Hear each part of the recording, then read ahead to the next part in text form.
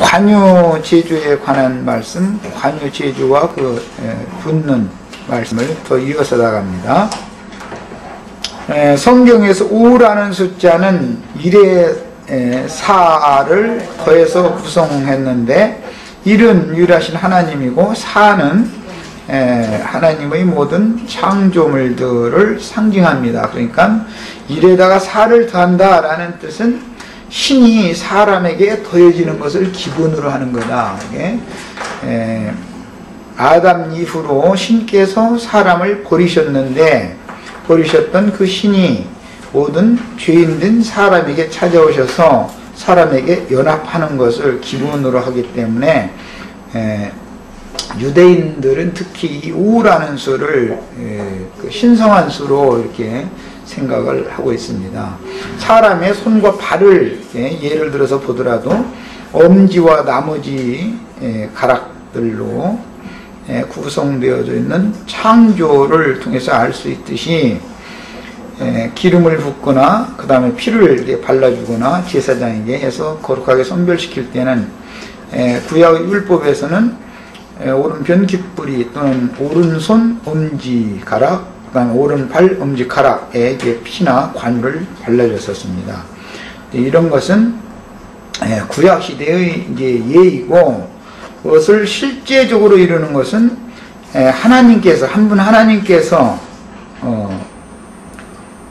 사람으로 찾아오셔서 구속을 이루신 다음에 성령을 온 땅 모든 민족 모든 사람들에게로 성령의 파송을 받은 사자들을 통해서 하나님의 신을 사람에게 이렇게 부어서 연합시키는 것을 예시하는 것입니다. 그러니까 이것이 바로 관유를 만드는 과정과 관유가 부어지는 것에 대한 비유입니다.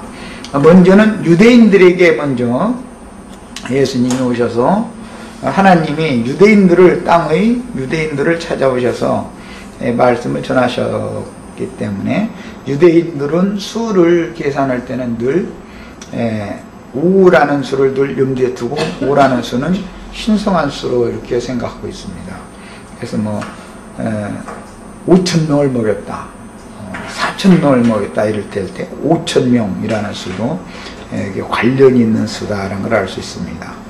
그 다음에 1의 모든 피조물을 상징하는 4를 더하여 만들어진 5라는 기본수에 이제 십진법으로 해서 50, 500, 5천, 5만만 이제 이런 용어들을 만들어냅니다. 율법 전체를 요약하고 대표하는 10계명은 2개의 돌판 위에 양쪽에 새겼는데 각 판에 5조문씩 쓰여졌으며 그것은 두 돌판이라고 하는 것은 사람의 영과 혼을 영적으로는 상징하는 것으로서 이것은 신비다 이렇게 말하고 주기 성령께서 신비에 주의 말씀을 새겨놓는 것을 상징하는 말입니다. 구약시대에는 두 돌비에다가 하나님께서 그 손가락으로 친히 새겼다 그렇게 표현을 했는데 이것은 주의 성령께서 구속받은 사람의 신비에 주의 영과 생명의 말씀을 새겨놓는 것을 상징한 말입니다. 그 다음에 마태복음 25장에 10처녀의 비유가 나올 때도 5명씩 부조로 구성되었는데 오른편의 5 여자들과 왼편의 5 여자들로 이렇게 상징하는 것은 육신에서 완전히 영으로 완전하게 분별되어져 나오지 못한 사람들을 또 이렇게 분별되어진 사람들을 상징적으로 표현을 하는 것입니다. 이것은 오른편, 왼편, 오른손, 왼손, 오른발, 왼발이 있는 것과 같은 위치인 것이죠. 상징입니다. 그 다음에 이처럼 하나님과 사람이 영적으로 주의 영과 연합되어 한 영이 되고 주님의 마음이 또 부어져서 마음과 마음이 서로 하나가 되는 이런 경우를 신인 합일 일체라고 해서 기성교육에서는 이것을 삼위일체 이런 식으로 표현했는데 성경에서는 하나님과 사람이 한 영이 되어지고 한 마음이 되어지는 상태를 계시하고자 합니다. 그러려면 유일하신 참 하나님이신 그 태초부터 계신 말씀이 어떻게 사람을 구속하시고 사람에게 부어져서 신이 사람의 심령과 마음에 임재 내주해서 영원히 함께 사시는가. 그래야 영생하니까. 영생하시는 하나님은 영원하신 말씀인데 그 말씀이 인격화되어져서 사람의 심령과 마음에 들어와서 여기에서 내주할 때 그 영혼은 영생하는 것이다. 그걸 말하고자 하는 겁니다.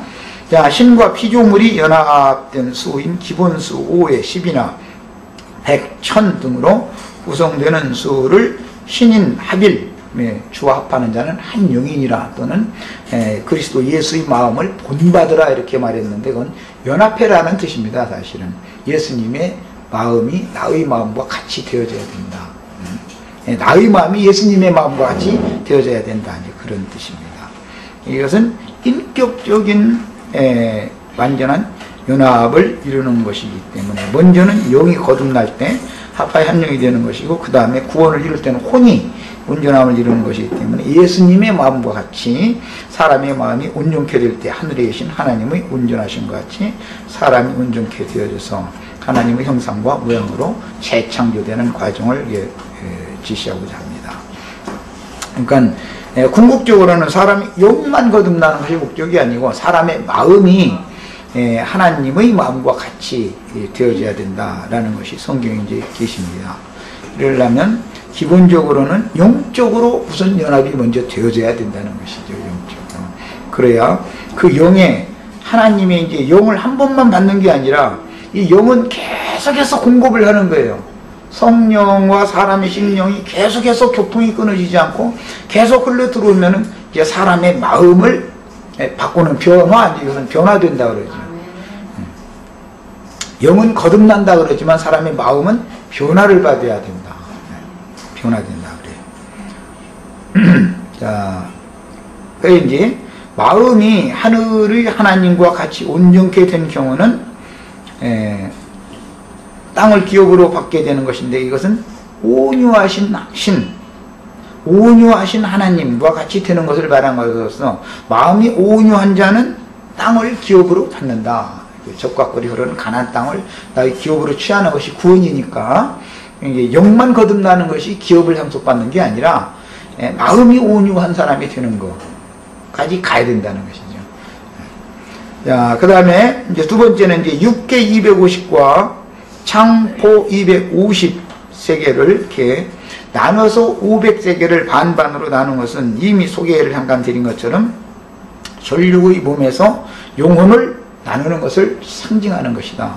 예수님은 말씀이 육신이 돼서 오셨기 때문에 말씀이 육신이 돼서 오신 예수의 육신과 예수님의 영혼을 분리시켜야 된다. 이게요. 왜? 육신을 입고 예수라는 사람 속에 계신 하나님의 그 신성의 충만이 있을지라도 하나님의 신성의 충만이 모든 믿는 이들에게 부어지기 위해서는 예수라는 사람의 육신 안에만 머물러 있어 가지고서는 온 땅에 있는 사방에 온 땅 천지 사방에 있는 모든 사람들과 연합되어져서 온전한 구원을 이룰 수가 없다.